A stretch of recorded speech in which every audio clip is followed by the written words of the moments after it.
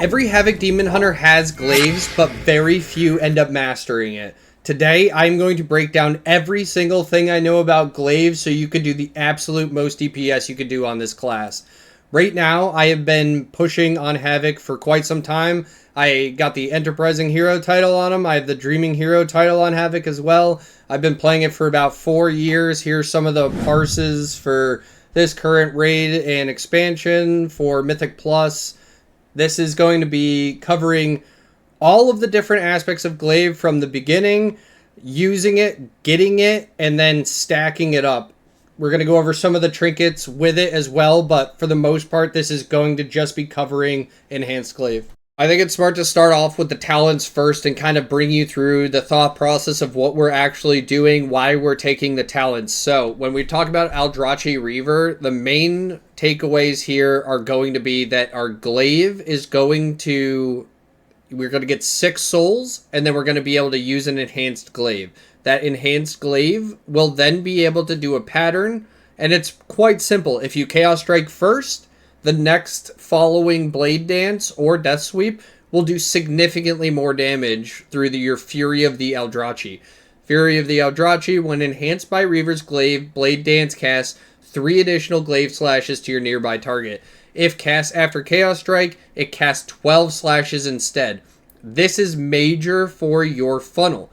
Every time you glaive the target, you are going to apply Wounded Quarry when you Chaos Strike that target.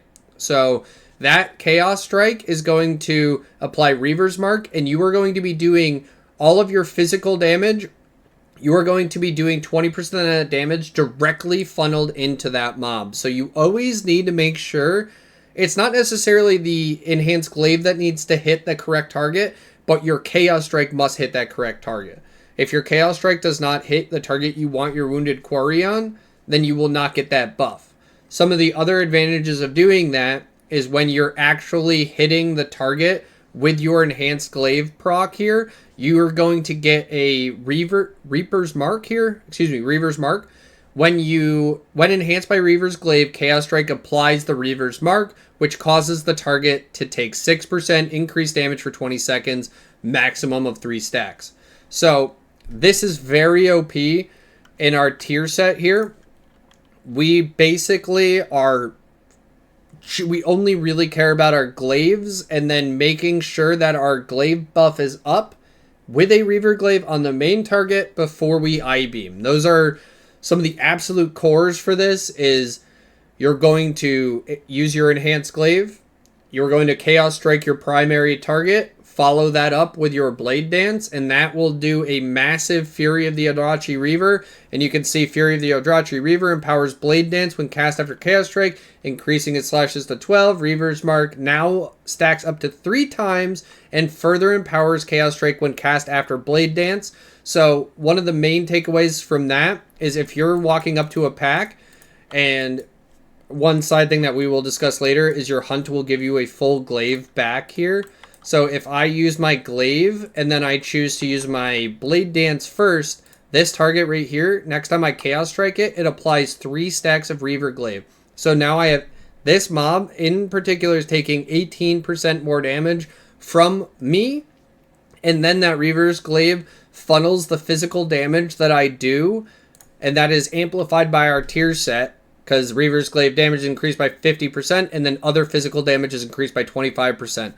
All of our physical damage gets funneled into the main target through Wounded Quarry that we apply with our Reaver's Mark from our Art of the Glaive. And it's basically, if you use your Blade Dance first, you will apply 3 stacks of Reaver Glaive, but your Blade Dance won't do that significant AoE damage and provide a ton of funnel into that target. So if you, let's say you have 3 stacks on the target already, you never want to ever want to Blade Dance Chaos Strike that target. That would be a complete waste. You would essentially stack onto that 3 stack already. What we want to do is try to then, as soon as those are out, we want to Chaos Strike and Blade Dance. But for the most part, your pattern when walking up to a pack is going to be very simple. When you have that Enhanced Glaive, it's going to be a Chaos Strike Blade Dance. That will make your tier set shine, because that ending hit right here is your Fury of the Aldrachi Reaver will then proc, and you can see the Fury of the Aldrachi. All physical damage. Our physical damage is going to go into our Wounded Quarry target, and look at that. I have 10% damage in my overall in this key. At 10 mil overall, 10% of it, over 10% of it is straight up just funnel damage. So that's pretty incredible when you look at that. You want to always be maximizing the funnel that you're going to gain by throwing as many glaives as you can. So let's dive a little bit into how to gain your stacks and what you can do when you're about to overcap. So every time you put down a Sigil of Flame, you will drop one orb right here. You'll be able to get your set of orbs from dropping your actual Sigil of Spite, but it will only drop 4. If you use your Fellblade, it will actually pick all of them up off of the ground. So there's sometimes you don't actually want to pick all of them up off of the ground. This is, if you overcap at certain points, it can make it very difficult to maybe use your hunt at the end, because if you heavy stack glaive like we have right here, boom, that's when you can use your hunt again. Because if you overcap your hunt, if you have an existing glaive and then you were to hunt over the glaive, that is a major issue. But when you already have a glaive, you can start overstacking souls, and that's how we are able to pool for our next pull in Mythic Plus. Every time you're Chaos Striking your Reaver Glaive target, you have a much higher chance of getting an orb from your Chaos Strike than if you were to attack a target without your Reaver mark. So you always need to be making sure that if you have a hunt proc up, we need to be using that, but the hunt cannot be used while there are orbs, or while you already have a full glaive. Right here with this full glaive, I would have to send it first, and that's when I would be able to then use the hunt, or else I would essentially munch that glaive. The other good thing about throwing glaives is every time you do your pattern, you will drop guaranteed 2 on the ground. So if you throw your glaive and then you use your Chaos Strike Blade Dance, you're guaranteed 2 orbs on the ground. So when you pick them up, you might think that you have no fury, but you can pick them up pretty quickly and then be continuing your Chaos Strikes as well. So we're basically just pushing and pushing and pushing to our next glaive. That's all we really want to be doing. If you're looking at a pack like this, you just want to be pushing to your next glaive. Like right here, if I saw this 5 stacks and my hunt's coming up, I'm going to try not to move. I got my 1 orb. As soon as I use this pattern, I'm going to guaranteed get my full next glaive. I mean, that is how you're doing massive DPS in these keys, is by pooling glaives and then sending multiple glaives after multiple glaives. And then once you get your Enhanced Blade Dance, you can then see your Fury of the Aldrachi Reaver. We're just sitting there pretty casually, and that is doing 20 million funnel damage straight up to the main target, and then 34 million damage just from those extra blade dances. So the other way that we can look at that is if we have our souls up and we only used our Blade Dance into our Chaos Strike combo, it will do significantly less DPS. We're still going to get a little bit of that Fury of the Aldrachi Reaver, but it's not going to be anywhere near as impactful. But you have to look at it as, now there's 3 stacks of glaive on the target. So you never ever want to use that mid pull really, unless if you got out of sync, you could kind of set it up, but for your most part, you really want to be focusing on Chaos Strike Blade Dance to get the absolute most value out of the funnel mobs around you. And once you've done all of your rotation for that, you just need to constantly, when Sigil of Flame is up, you constantly need to use it. Your hunt is up, and now you have a full glaive again, and now I can start stacking my stack. So there's so many different ways to obtain your orbs. The only real way to munch it is by having a full glaive and then getting your hunt. If you get your hunt with a full glaive, you will munch it and you will waste your hunt pretty much completely. The hunt is a free full 6 souls plus 2 once you break your combo. So when you're just kind of sitting here, just boom, the combo's broken, and now I have 2 orbs again. So I have a full I have an entire glaive that I just get to ship one more time. So now I have 2 stacks of glaive on that target, and boom, look at that. We have 40 million damage of that Aldrachi Reaver buff, or excuse me, the Fury of the Aldrachi Reaver, and now my stack has went down to 1. So right here, I am fiending for it. I need to get a glaive back up. I cannot go without having that Reaver's mark up. We must have this Reaver's mark up at all times minimum. That is a requirement. You have to be throwing a glaive minimum every 20 seconds. And when you think about that in like actual time, you're able to get pretty much 1 Sigil of Flame every 30 seconds. So that's 1 guaranteed soul. Your Chaos Strikes throughout the 20 seconds, if you use constant Chaos Strikes on that main target, you will get an orb, at least 1. I mean, it would be statistically impossible if you're hitting that for that entire time to not get the orbs. So now we have 3 orbs after we've sent. So other ways that we can get it is always Sigil of Flame. Once you Sigil of Flame, you're always going to get your 4 orbs immediately. Sigil of Flame, you're going to get an orb, and then you can, especially in big AoE pulls, when you can stun all of the targets. Look at that. I got 2 orbs from stunning that target. So now I have 2 glaives saved up. I have a hunt 2 glaives. Let's go. So I use my 1 glaive. I get my Reaver glaive on the target, and then I build my next glaive up. I throw my next glaive one more time. I have 2 stacks right here, but another glaive that I'm able to throw. So as soon as I use my pattern one more time, I have another glaive to throw, and now I had 3 stacks for a second on that mob, and now it will probably drop to 2, and boom. So now I would get another glaive, and now I'm retrying to stack up. So if you're throwing glaives fast enough, you can pretty much keep them at 2 and 3, and especially if you have lust and you came in, and I'm not like talking and I'm full focused on this, you're pretty much going to be keeping 2 up, and then 3 will overlap from time to time. So you never end up, it's always efficient to throw 3 glaives. It's very, very, very good. When you don't have any way to get any souls back, if you're sitting here, you have no Sigil of Flame, no Sigil of Spite, Chaos Nova, Hunt, anything like that, you need to just get in and start hitting these mobs. If you Chaos Strike, you can have a chance to get just a stack. And I mean, it's really bad that you want to make sure that every pack you're walking in with at least 1. See, I got an orb there. But for the most part, just do not full send orbs unless you can actually do damage, or excuse me, do not send glaives unless you can actually get the value out of them at the end of the pull. Because if you just end up, instead of throwing a glaive, Chaos Strike, Blade Dance, and you just have 0 for the next pull, and then you're just running with buffs the entire time, you could Chaos Strike like 3 more times at the end of that pull, get that mob down. It's going to take like 2 extra seconds for that pull. You could get another soul, and then you start the next pack with all of these glaives. And so you can overstack as much as you want. You just cannot hit Hunt with it. So I'll show you what, let me grab some souls here. I'll show you what overcapping the Hunt will look like. And so right here, I got my 2 stacks, and I knew right away. And I just naturally don't even skip them. That's hilarious. I got to get another soul back, or another glaive back here.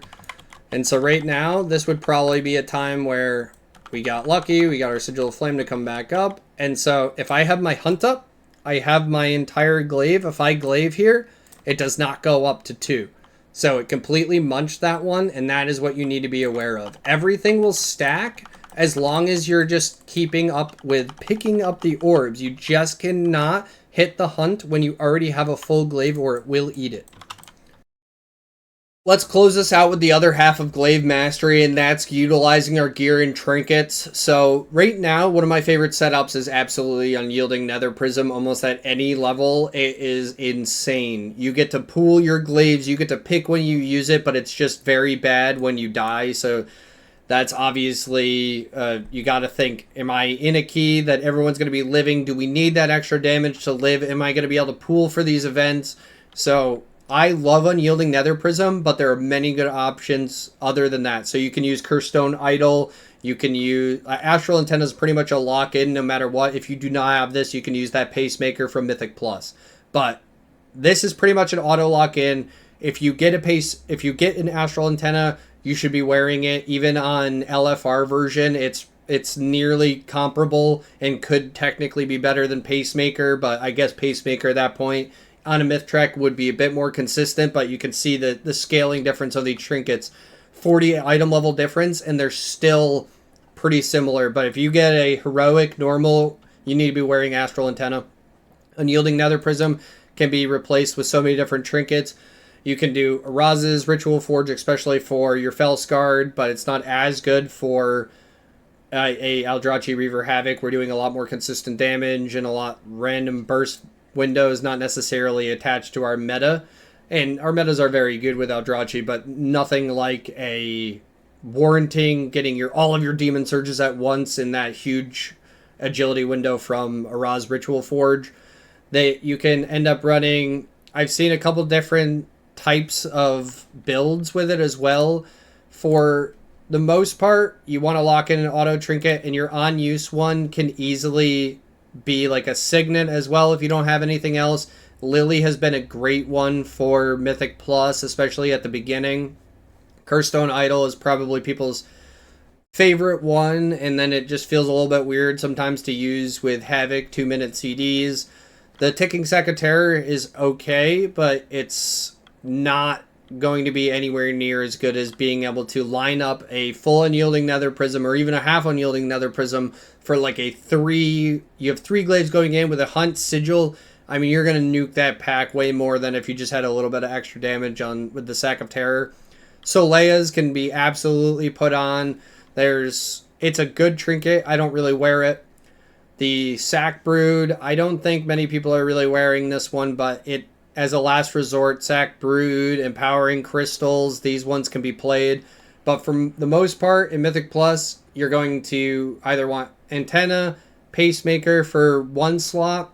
If you don't have that, you can go into like the Anubricon one and Solea's, but you want to be fishing for one of those, Antenna or Pacemaker. Curstone Idol for your on use. Unyielding Nether Prism, you can then kind of start scaling back down into Signet of Priory.